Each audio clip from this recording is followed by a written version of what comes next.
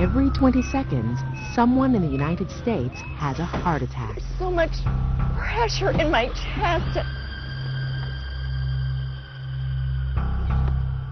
That's 1.5 million people every year.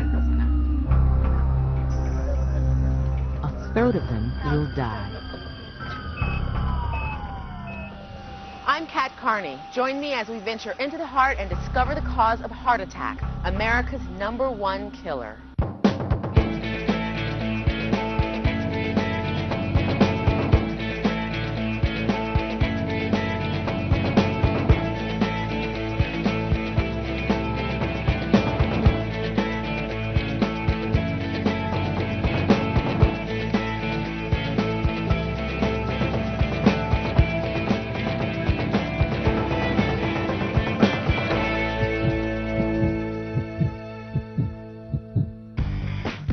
This woman is experiencing chest pain.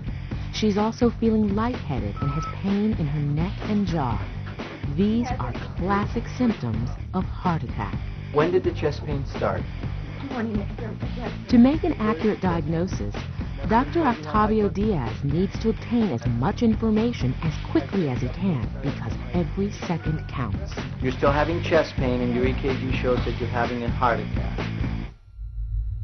The heart's function is to pump nutrient-rich, oxygenated blood to the entire body, including the heart muscle itself, through these coronary arteries. This is where heart attack begins. If these arteries become blocked, the heart continues to beat, but the area downstream of the blockage begins to die. The death of the heart muscle is called myocardial infarction, or heart attack. Symptoms of heart attack include persistent chest pain or pressure, chest pain accompanied by shortness of breath, sweating, or nausea, or pain that radiates into the shoulders, neck, jaw, or arms, especially the left arm. Incredibly, nearly 50% of heart attack victims fail to recognize or even deny these symptoms, and most wait 2 or more hours before getting help.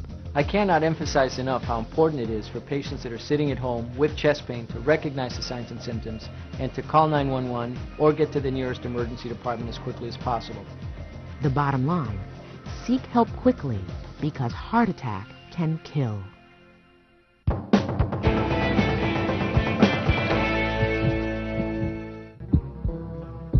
Heart disease, often a precursor to heart attack, afflicts 60 million Americans and kills more than 2,600 people each day.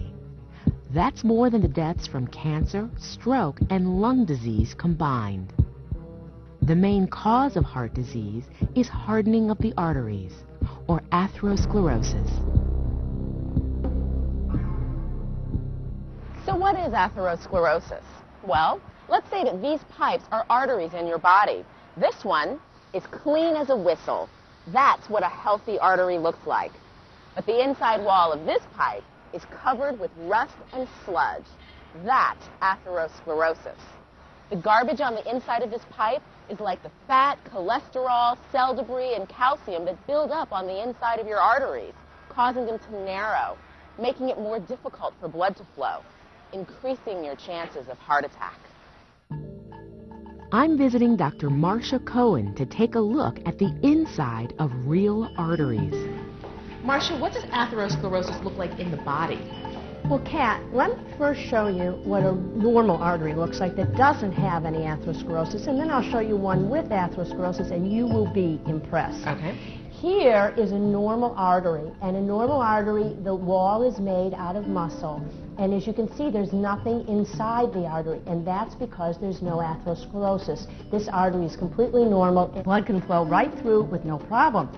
But when you have somebody who has atherosclerosis, Oh my gosh. yeah, you see the difference. We have a little narrow rim left of the blood vessel, but the entire inside of the blood vessel is filled with cholesterol. Cholesterol is a fat-like substance carried through the blood by either of two types of complex molecules called lipoproteins. High-density lipoproteins, or HDLs, are known as the good cholesterol carriers. They're believed to attach firmly to cholesterol and carry it out of the body. Low-density lipoproteins, or LDLs, are known as bad cholesterol carriers because they don't bind well to cholesterol and leave much of it behind in the bloodstream.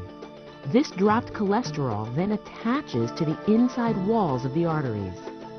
If enough builds up, it can close the artery off completely.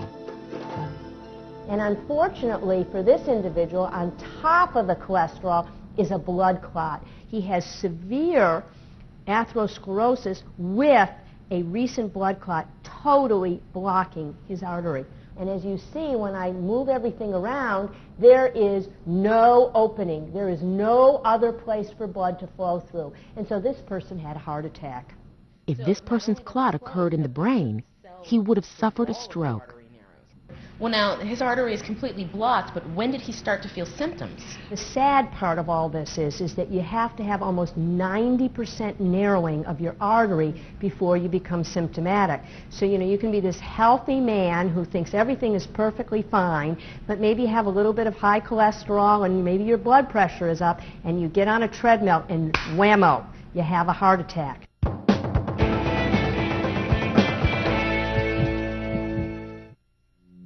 Heart disease can be a family affair. If an immediate family member has had a heart attack, your chances of suffering one increases 50%. 41-year-old Ron Rucchino knows how tragic life can be in a family with a history of heart attack. When I was 16, my father died of a heart attack. I still remember my mother waking me up in the morning to tell me.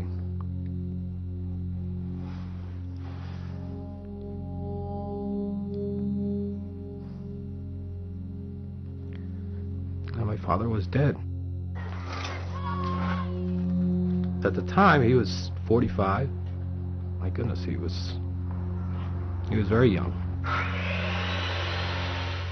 Heart disease is hereditary, and Ron's family history was catching up with him. For 12 years, he suffered chest discomfort, but chalked it up to being out of shape. Then in 1994, on Father's Day, Ron's older brother Rick collapsed and died of a massive heart attack. Only then did Ron start to take his own chest discomfort seriously. It took that to wake me up, that I could be next, or the problems that I was having were related to my heart.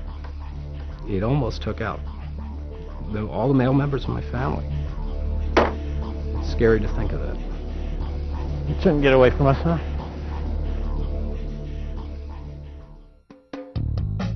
Ron's doctors discovered that his cholesterol levels were dangerously high, hovering above 340, with almost no good cholesterol carriers. To confirm Ron's risk, they injected dye into his bloodstream.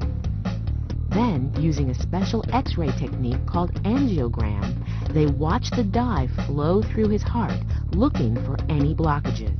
He had a cardiac catheterization, which amazingly showed complete occlusion of the right coronary artery and tight narrowing of the left. So basically his entire heart muscle was being supplied by a very small channel through the left main coronary artery. For Ron Rucchino, a heart attack was inevitable. I have grown up, high school graduation, my wedding,